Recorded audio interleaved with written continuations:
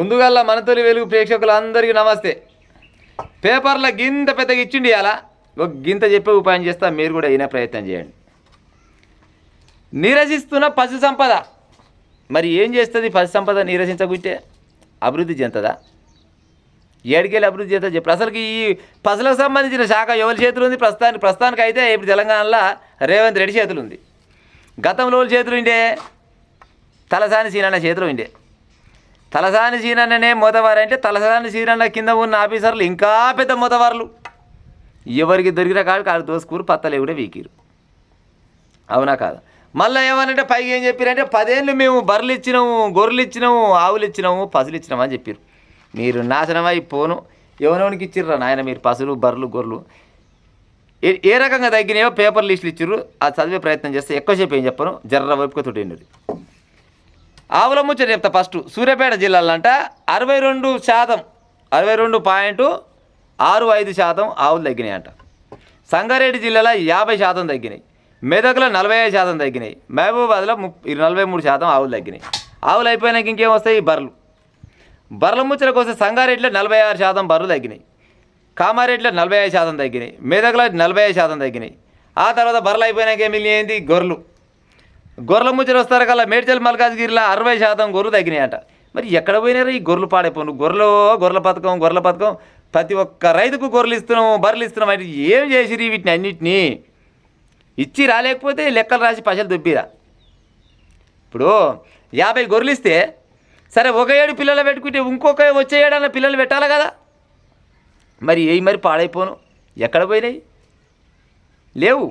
ఇక ఆ తర్వాత ఏమొచ్చింది? కరీంనగర్, మేదకు, హైదరాబాద్, పెద్దపల్లి ఏడ చూసినా తగ్గేదే కానీ పెరిగేది ఏం లేదు. ఇక మేకల ముచ్చట హైదరాబాద్లో 40% తగ్గినాయి మేకలు. ములుగులో 32% తగ్గినాయి. సంగారెడ్డిలో 29% తగ్గినాయి. రంగారెడ్డిలో 25% తగ్గినాయి. ఇక తగ్గినాయి అని చెప్పుకోవడం తప్పితే ఏం లేదు. ఇక చాలా పెద్దగా ఉంది ఆ ముచ్చట, ఎన్ని శాతం తగ్గినాయి అనేది. కానీ ఇవన్నిటికీ తగ్గడానికి కారణం ఏంది ప్రజలారా? మీరు నమ్మపోరి. నేను కూర్చున్న ఈ దొడ్డి ఉందా, ఈ దొడ్డిలా మేము చిన్నగా ఉన్నప్పుడు కనీసం 200-300 ఆవులు, పసులు, ఎడ్లు, బర్రెలు గిన్నె ఉండేది. ఇవాళ లేవు. ఎందుకున్నాయి? ఆయల్లా చక్కదానాల చెరువులు, చెలకలు, ఏమంటారు, బావులు, కుంటలు, ఎన్ని రకాలుగా గుట్టలు, పుట్టలు, పచ్చగా అడవులు అన్నీ ఉండే. ఇప్పుడు అడవి ఎన్నానా ఉన్నా? అది ఈ సర్కారు అయినా పోయిన సర్కారు అయినా కానీ అడవులు ఎన్నాను ఉన్నాయా? పట్టణంలో కానీ పల్లెలలో కానీ అడవులు ఏడలేవు. మరి ఏడ దీన్ని బతకమన్నో చెప్పు రైట్ని. ఏవైనా వీళ్ళు పేపర్లలో లెక్కలలో రాసుకొని మేము రైతులకు ఇన్ని ఇస్తున్నాము, అన్ని ఇస్తున్నాము. ఎవరికి ఇచ్చింది లేదు, సచ్చింది లేదు. పాడైపోను. నీళ్ళు లేవా? అడవులు లేవా? ఇక మరి వ్యవసాయానికి మరి ఇప్పుడు 2 ఎడ్లు ఉంటే రైతుకు ఎంత ఆనందం ఉండే. అలా 4-5 ఎకరాలు అల్లగా పీసులో వారిచ్చేది. ఇవాళ ఉన్నాయి ఆ 2 ఎడ్లు లేవు. 2 కుక్క పిల్లలు ఉంటున్నాయి. బాయిగా పోతే ఊరికన్నా బాగా ఉంటే 2 కుక్క పిల్లలు ఉంటాయి. అందుకే అవి కూడా చరందా గట్టినే ఏమంటారు బుక్కడు మన ఇంట్లో తిన్నది మిలిగితే కొన్ని ఐటెంకాయలు వేస్తే అవి తిని బతున్నాయి. అంతకు మించింది అయితే ఏం లేదు. దీనికి కారణం ఏంది? అందమైన పేరు పెట్టిరు, రియల్ ఎస్టేట్ అని పేరు పెట్టిరు. ఎకరాల కొద్దిగా భూములు కొనాలి, కంట్లో నలుసు వేసుకున్నామన్న దొరకనంత గడ్డి, గడ్డి లేకుండా మొత్తం ప్లవ్ వేయాలి, సాఫ్ చేయాలి. సాఫ్ చేసి ఏదన్నా గట్టిన కడీలు తీసుకురావాలి, కలర్ వేయాలి, వెంచర్ చేయాలి. కథ మరి ఏ వెంచర్లో బతాయి? పాడై పసులు, ఈ ఆవులు, ఎడ్లు బతక ఇంకేడ బతాయి చెప్పురి? గుట్టకు ఏదన్నా గుట్టకు పోతే ఎన్ని పసులు ఉండేది, ఎన్ని ఆవులు ఉండేది, మేకలు కానీ, గొర్రెలు కానీ, బర్రెలు కానీ, ఎడ్లు కానీ ఎంతో రకంగా ఆనందంగా. ఒక్కొక్క ఆయన దగ్గర 10 మంది జీతగాళ్ళు ఉండేది అప్పట్లో. అంటే ఇవాళ కూడా 10 మంది జీతగాళ్ళు ఉండాలి. ఎక్కడ పోయిరా నడతలేదు. అసలు పసులే లేవు ఫస్ట్. అసలుకి ఏమంటారు ఈ శాఖను? ఏమంటారు? పశుసంవర్ధక శాఖ అంటారా? అసలుకి ఈ శాఖ పని చేస్తుందా, పని చేస్తలేదా, దీని మీద అసలు ఎన్ని వస్తున్నాయి, ఎన్ని పోతున్నాయి, ఏం ఉండదు లెక్క. ముఖ్యంగా పశువులు పెరగాలంటే అడవులు ఉండాలి, నీళ్లు ఉండాలి. నీకు ఫస్ట్ అడవులే లేవే, చెట్లే లేవే. భూమి మీద చెట్లు లేనప్పుడు వర్షం ఎడికెళ్ళి వస్తుంది చెప్పురి. ఆ వర్షం లేకపోయేసరికి పశువులు అంతరించిపోయాయి. అన్నో ఈయనో ఆ శివుల మేకలు, రొమ్ముల మేకలు దొరికితే వాటిని కోసుకు తింటాక సరిపోయాయి. ఇక ఎడికెళ్ళి వస్తాయి చెప్పురు. ఇక మేకలైనా పందులు కూడా నట. ఇప్పుడు పందుల ధర బత్తులు కూడా చాలా మంది ఉన్నారు. ఈ పందులు కూడా తగ్గిపోయినాయి.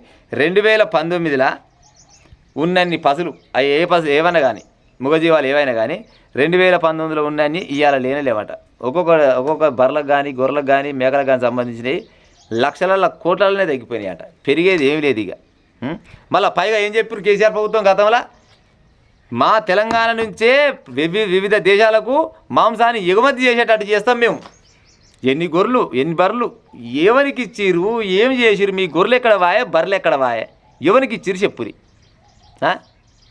ఏముండదు ప్రజలారా ఇది ఏమైనా అబద్ధాల ఏమంటారు అబద్ధాలతోటి నిర్మాణం అయిపోయింది మన తెలంగాణ మొత్తం అది ఏ పార్టీ ఉన్నా ఏం చేసినా కానీ మీరు ఒకవేళ మళ్ళా పాత తెలంగాణ చూడాలనుకున్నా రైతులల్లో ఆనందం చూడాలనుకున్నా కానీ ఫస్ట్ ఈ చెట్లను నరికేది లేకపోతే ఈ అయిన కాడ కానికాడ వెంచర్లు చేసి ఈ గుట్టలు దువ్వి ఇవన్నీ ఏదో కంపెనీలకు ఇది మట్టి కొట్టుడు ఇలాంటి సంబంధించినవి ఉంటాయి కదా ఇవన్నీ ఆపే ప్రయత్నం చేస్తే ఏమైనా ఫాయిదా ఉంటుంది అంతకు మించి ఏమైతే ఉండదు ఇక పెద్దగా ఇచ్చింది చాలా పెద్దగా చెప్పుకుంటూ పోతే పొందాక చెప్పొచ్చు ఈ ముచ్చట తగ్గిపోతుంది నీరసిస్తున్న పరిస్థితి సంపద మరి నీరసించకుంటే ఏం చేస్తుంది మరి చెప్పురి ఏం చేస్తే బాగుపడుతుంది చెప్పురి మీ కామెంట్ రూపకంగా చెప్పురి ఏం చేసినా కానీ ఫస్ట్ లీడర్లు మారాలి సానాటికి పర్మిషన్లు అనేవి ఇవ్వకుంటుంటే కొద్దిగా ఒక కాడ కాకున్నా కానీ ఒక కాడనన్నా పసులు పెరిగే ఛాన్సెస్ ఉంటాయి కదా ఇవాళ పావు లీటర్ పాలు కొనుక్కోవాలంటే 20-25 రూపాయలు అవుతున్నాయి మరి అప్పట్లో ఉండేనా 2 రూపాయలు పెడితే బొచ్చాడు పాలు వచ్చేది మరి ఇప్పుడు రావు ఎందుకు పసులు లేవాడ ఫస్ట్ పసులు లేవా ఆవులు లేకపోయా